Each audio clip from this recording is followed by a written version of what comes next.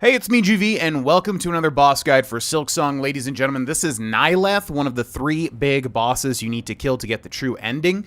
This boss is annoying. It's one that I thought would be kind of easy, but then it took me way more tries than I would have thought, honestly. Basically, it is an environmental fight. So pretty much you're having to balance floating in the air all of the time. That's kind of the shtick with this one.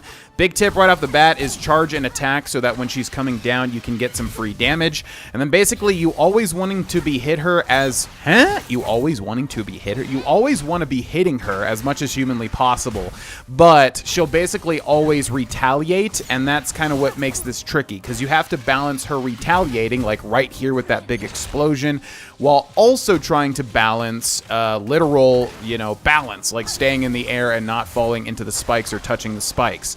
So what I definitely recommend is going as aggressive as possible, but then running away after a certain amount of time. Like I usually hit her, 3 or 4 times with the Wanderer Crest and then immediately back out because I know she's going to do that big AoE explosion.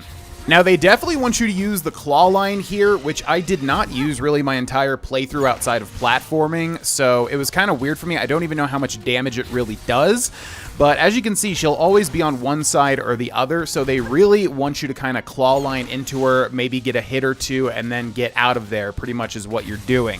Also, she'll summon these little spike, thorn, rock things. You can hit them into her, and it's actually pretty easy. Definitely recommend doing that because it does seem to deal a good amount of damage.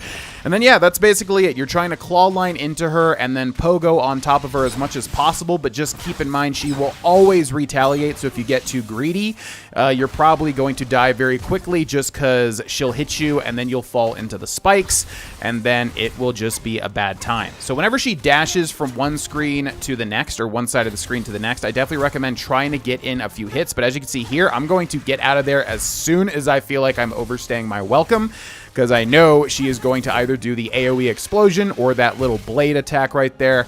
She'll also spit out a bunch of orange little globules, and we've seen these before in the early game. Not honestly too difficult to avoid. You kind of want to just hang on the wall, and that's a great time to heal as well, because that animation is very long, and as long as you're not, directly next to her, you should be able to get a heal off.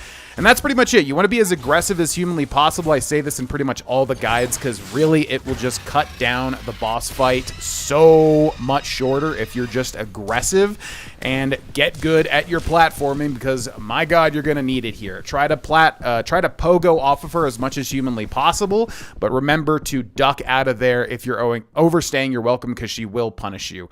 And that is the fight. Thanks for watching. I'll see you in the next guide. Subscribe for more.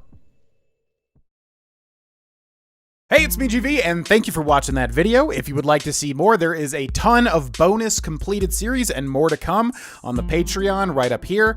Also, check out these videos. And then finally, if you would like to support this channel and become a member, you can do so by clicking join under the video, and you'll get early stuff. Thanks for watching, and I'll see ya in the next video.